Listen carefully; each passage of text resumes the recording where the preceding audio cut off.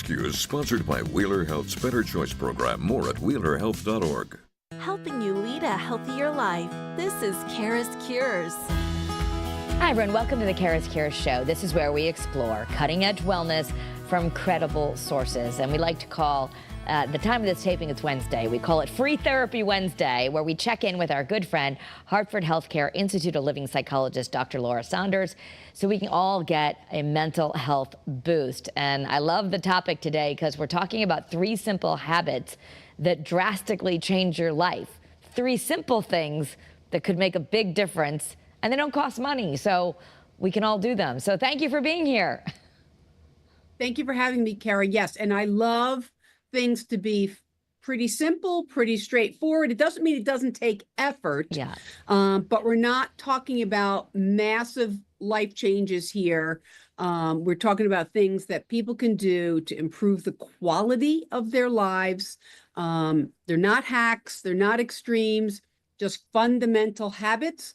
And you know what I always say, just start with one and then move on from there. Yes. And there's so much, which is sort of a good thing that we're talking about it on social media, mental health, but there's so much out there. And a lot of it's coming from maybe AI or not credible sources, or it's complicated and expensive and it's related to something you have to buy. This is not that. So we're going to talk about 3 things. And we're going to start with the first one. Practice real gratitude. If you're in the mental health space at all, you've heard that we should practice gratitude. But this is a little different in that we're showing how when we actually cultivate this, it changes our whole emotional regulation.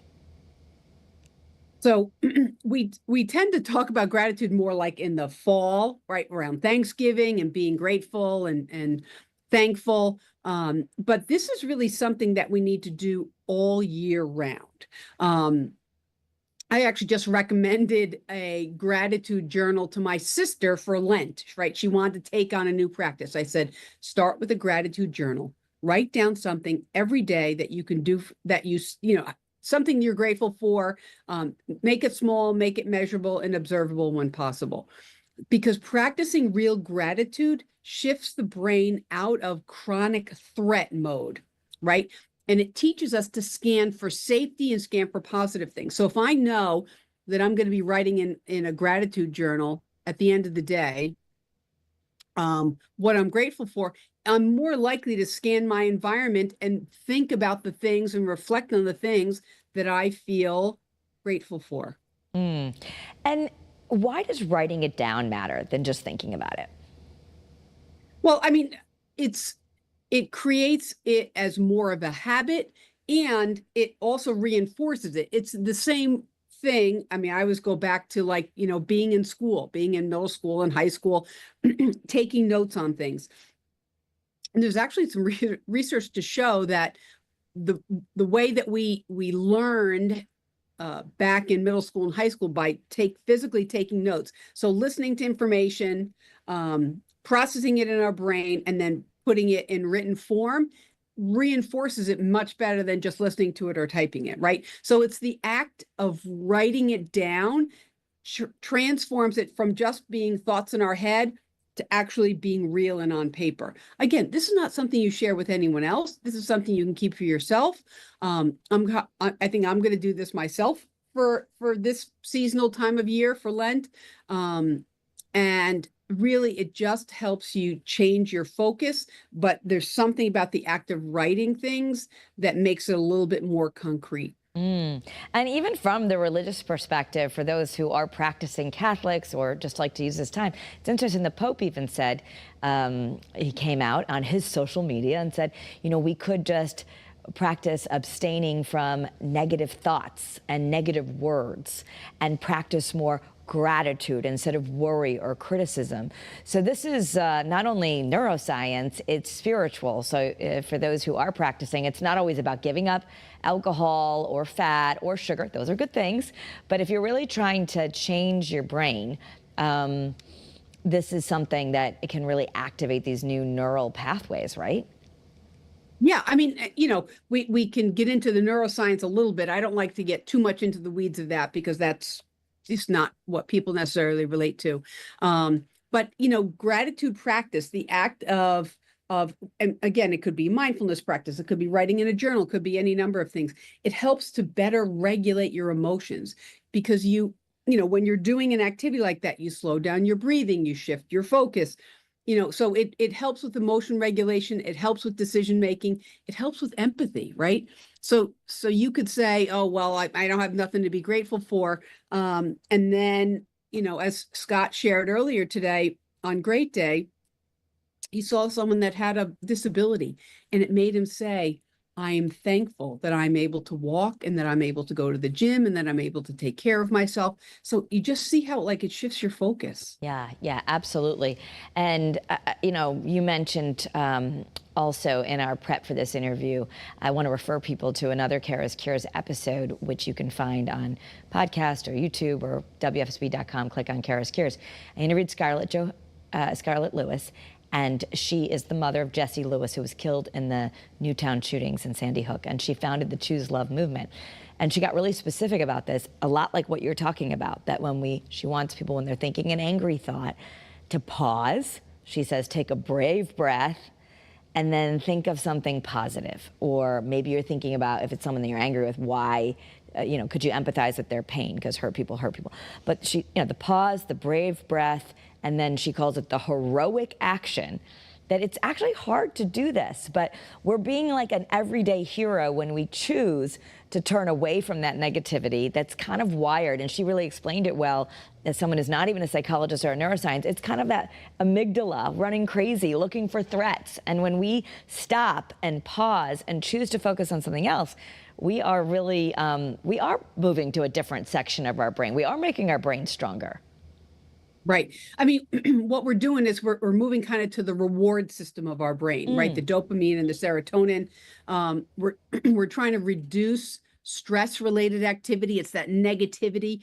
And Kara, there's potentially so much negativity in the world right now, right? So, and we have no control over that. So right. What do we need to do to kind of bring ourselves back to our center? Because that'll get us into the second habit. Get us back to our center. Focus on what we're grateful for, focus on what we don't have instead of what we don't have, what we do have instead of what we don't have, and really just take that deep breath. And as you said, choose love. I mean, I won't take credit because that's obviously coming from Scarlett Lewis, which if she can do something like that, I think it's inspirational for all of us. Next thing, as we talk about, if you're just joining us, we're talking about 3 simple habits. We didn't say they're easy, but 3 simple habits that can drastically transform your life. And I know you're a middle-of-the-road psychologist, so you don't usually use drastic very often, but you used it this time. So setting boundaries, recognizing overwhelm, and saying no. And I think this is a hard one, especially for those of us who tend to have really busy lives. I think we shouldn't be overwhelmed when we get overwhelmed, and we just get overwhelmed. Right. I think sometimes people get in that mode of feeling overwhelmed and they think that's just the way that they should function, right? That's the sign of a productive person, is that you're constantly overwhelmed. And I actually know for myself, as I've gotten a little older and wiser and moved through different stages of my life, certain stages of life are really just hectic, right? When you have young children, when you have working parents, when you're trying to get your kids to activities and get their schoolwork done and all these things, it really is hectic and overwhelming, right? But even in those times, even in those circumstances, finding ways to set boundaries. It starts with not saying yes to everything, right? It starts with the little things, because that overwhelmed feeling is what increases your stress response, which is, cortisol coursing all through your body. And protecting your energy and protecting your health is a life skill. Protecting your energy and your life is a life skill. So, we think, there's a culture, especially in America, I'll sleep when I'm dead, or that's not realistic. But you're talking about, and I'll share one thing that I do, is, if I'm taking a walk to the ladies' room, which happens all the time. We all do this, right? And I'll just tell myself I need to feed my feet on the floor and maybe stay in there a little extra longer and just breathe. So at least if I remember that I'm going to the ladies' room, I should take that moment to breathe. So we can all use little anchor events, but these don't have to be big things where we go sit down for 20 minutes or go to a mountain or even go outside. It's just how we're moving through our day. Right. I mean, being overwhelmed is a signal from our nervous system. So the more we can take those signals and then, right, and that's a great example. It's in the little things, right? You're walking to the bathroom, you're in a little bit of a rush because you have something else to do. But when you're in there, you say, it's quiet. I'm going to just take some deep breaths. I'm going to look into the mirror. I'm going to close my eyes, whatever I'm going to do. But I'm going to set boundaries on my well-being, that I need 30 seconds for myself. It doesn't, again, it doesn't have to be 20 minutes of meditation, but setting boundaries is also about the other people in your life, and there's a couple of things. I think working moms feel this, even as a more gendered way than maybe working dads, but they feel a lot of guilt. So because of that guilt's a driver to say yes, yes, yes, yes, yes to everything and overextend yourself. So finding ways to acknowledge that guilt, realize that it drives that feeling of, I'll say yes to everything, and I'll just, because I just want to be the best parent and spouse and friend and sibling. But it's okay to say no sometimes. And so finding small ways to set boundaries for yourself just prioritizes your own mental health. Yeah, and so guilt, I mean, we think sometimes guilt like, oh, I feel guilty because I did something really bad. And it might not always be that. It's also something that's weighing us down if you just feel like I'm not doing enough. I have to do more. And that's going to cause you to drive through that boundary of like feeling overwhelmed and okay, I'm not going to listen to that. I got to do more because I'm not enough, or I'm not doing enough, or there's always more to do. Right. And when you're having lots of guilt feelings, and I've said many times, I think working moms and working parents, live with guilt all day long. And it's also fueled by feelings of inadequacy. Am I doing a good enough job? Am I a good enough parent? Am I good enough at my job? What am I, am I good enough? So when that inadequacy and that guilt sort of bond together, it really fuels that sense that I need to do more, more, more. But in fact, doing less can be really, really helpful for yourself and for the people around you. So I want to get into how we say no when it's hard, or maybe someone doesn't even accept our no's because they're not used to hearing them.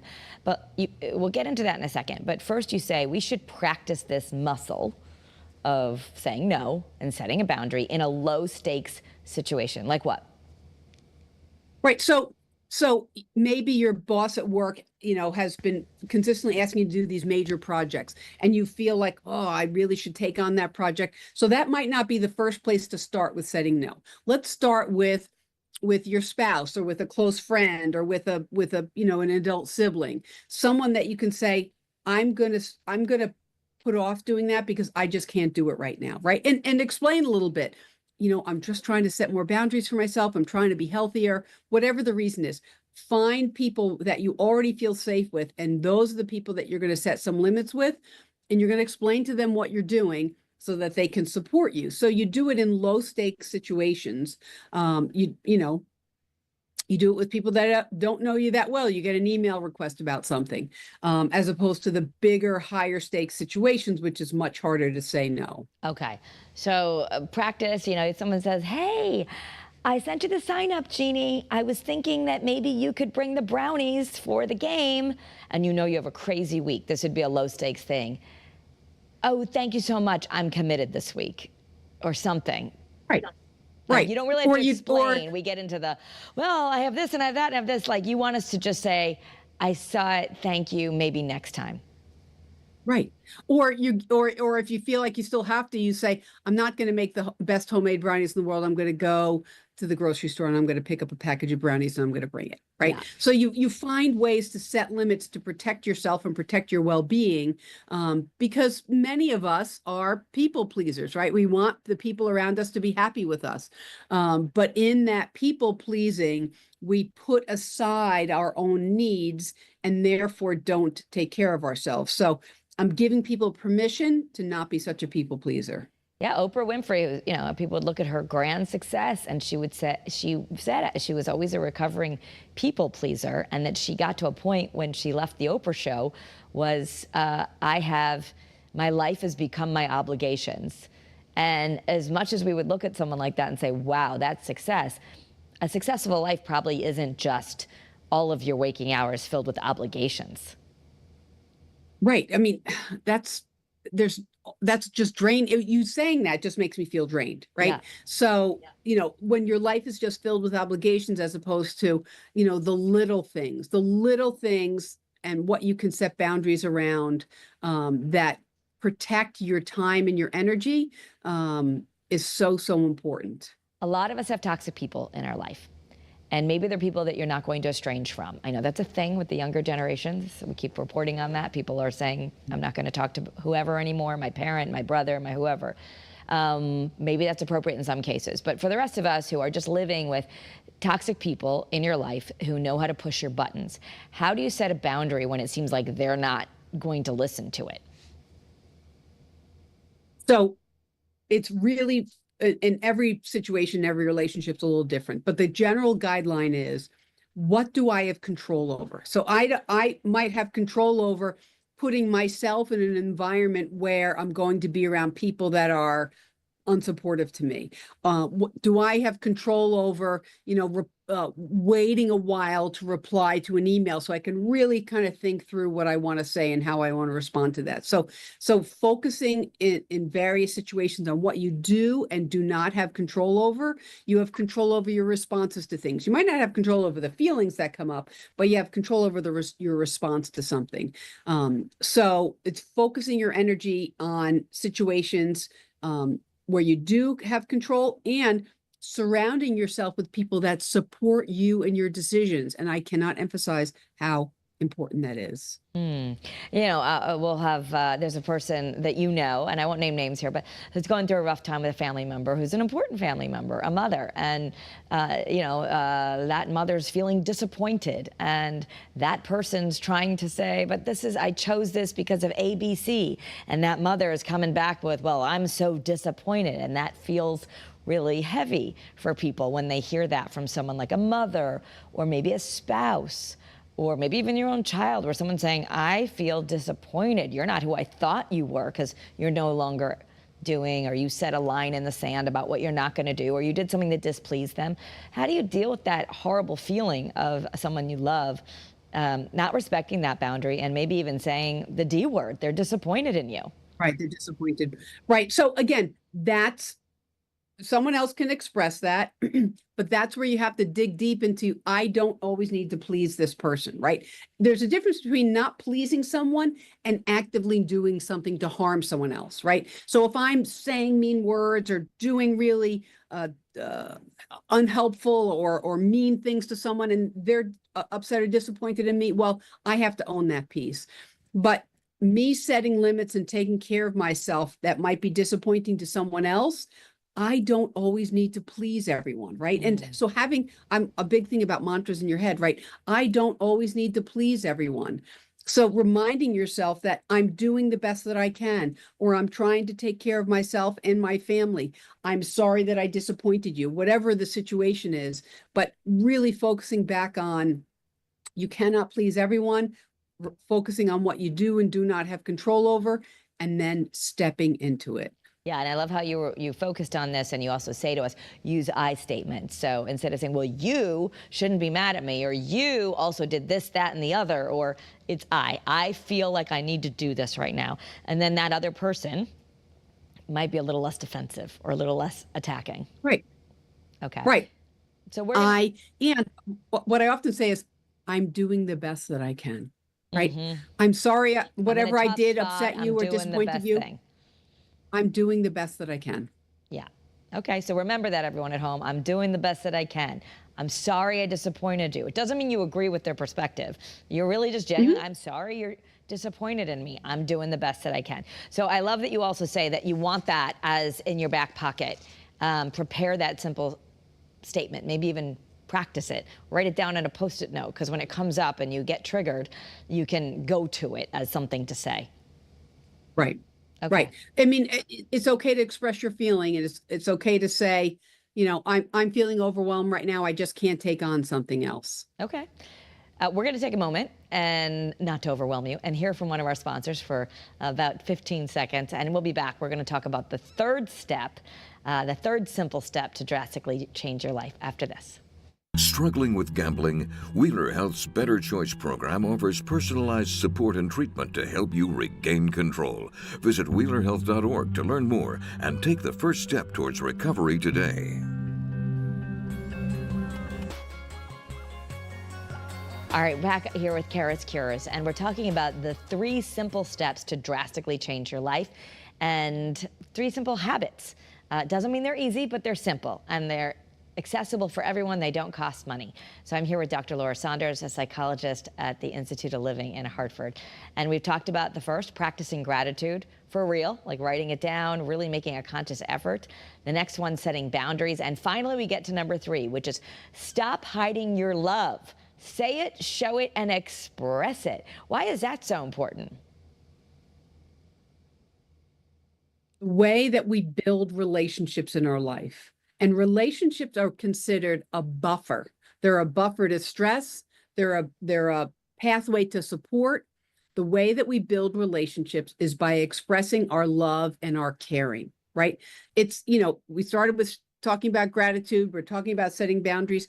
Now we have to really refocus our energy to let people know, thank you for doing that. I really care about you, and I love having you around, right? And this could, so it's love and caring. This is for friends and for family members and for people that you feel connected to openly let people know how you feel. To be more open builds connections. It is not optional that us humans need social connections and social support. It is absolutely critical.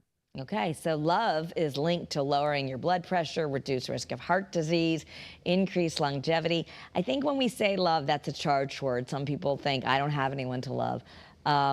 It's not romantic love, right? This could even be showing love to someone on the street that you don't know. Yeah. I mean, you can insert the word caring if that makes people feel a little bit more comfortable, right? It's acts of caring. It's acts of love. These things, they release oxytocin and dopamine in the brain.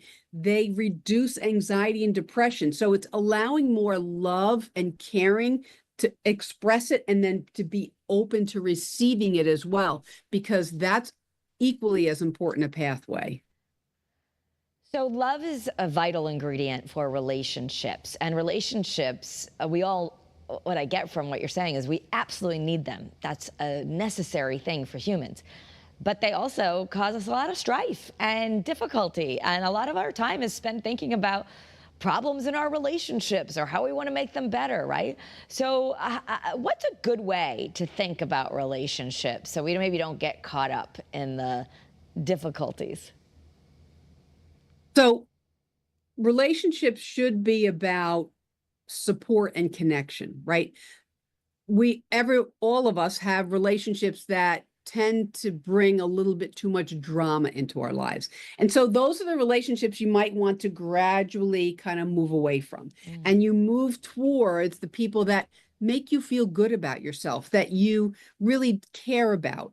So it's looking at relationships with a slightly different lens, not saying, yes, I'm connected to a lot of people, but it's making active steps to move away from people that don't make us feel good about ourselves and moving towards people that provide us support and caring and emotional nourishment. So it's active steps to do these things. But again, sometimes it takes a bit of an examination in the relationships in your life to realize, like, oof, this is just a relationship that really does not help me and it doesn't feel supportive. So I'm going to take some steps to move away from that. Right. So expressing love keeps relationships alive and builds trust. And if you're not one of those, I can hear people right now like, oh, I'm not really ooey gooey or whatever. That's not what you mean. You would, even saying thank you so much for unloading the dishwasher, that helped me so much, or Oh, thanks for calling me right back. I needed someone to talk to. It could be simple things, but just when someone does something, we take a moment and notice that. That really helps them, and it really helps us. Well, it's got such a reinforcing nature to it, right? So if I say to someone, if I ask someone to do something, to hang out or meet me somewhere or do something, I really appreciate you taking the time and effort to do this with me, right? That's an expression of caring. I didn't have to say, I love you so much, I want to, do everything for you. But it's those expressions of caring, because when I say that in turn, that makes the other person realize, oh, well, Laura really cares about spending time with me. So I'll be open next time she extends an invite, or maybe I'll invite her to do something, right? So it brings out the reciprocity in a lot of the relationships that we want to have. We want that reciprocity. I don't want it to be that I'm just extending myself. I want it to be that people extend to me. And that reciprocity is what really makes us feel better and builds the attachment in a relationship. So on the flip side, if you've got someone who's not reciprocating and it's always you might want to think about setting a boundary, which was step 2. Yep. Taking a step away from that, not pouring energy into something that doesn't kind of fuel you back. So in our final couple of minutes together, a lot of times we're looking for dramatic things. I know we came out of Valentine's Day like, oh, flowers and chocolates and romantic this. From a psychological perspective, our relationships are more fulfilling. Our life, as you say, gets drastically better when we do these simple things: practicing gratitude, setting boundaries, and showing our love more. And those aren't often big, dramatic steps. They're not dramatic steps, but you're right. They're creating habits, and tackle one thing at a time, right? If you're gonna take on, what? I think setting boundaries is really good for me. Or, what? I need to express more love and caring in my life. I'm going to let the people around me know how much I care about them and how much I appreciate them. You're going to take a mindfulness practice and be more aware of your environment and bring in feelings of gratitude for the little things in your life. Whatever it is, take one habit and focus on that, and then add the other thing in. We're talking about things, simple, concrete things that you can do to improve the quality of your life, because life is worth living. And what we want to do is have people lead a meaningful life and not just survive. Yeah, moving from surviving to thriving. Absolutely. Well, in our final minute, I'll suggest to the audience that, share this with someone. Maybe you can hold each other accountable. You can each pick a habit together. You mentioned you're going to try to do more gratitude for Lent. A lot of us, even the psychologists, we just got to become aware of something. So I challenge you all, pick one habit and let's try and bring more of it into our life. Thank you, Dr. Laura Saunders. Thank you for having me, Kara. And thank everyone for watching CURES. This is a show where we will want to focus on our wellness. So we want to thank you for being here. Have a great day, everyone, and be well. If you're watching right now on WFSB Plus, Capital Rundown will be coming up next at 2.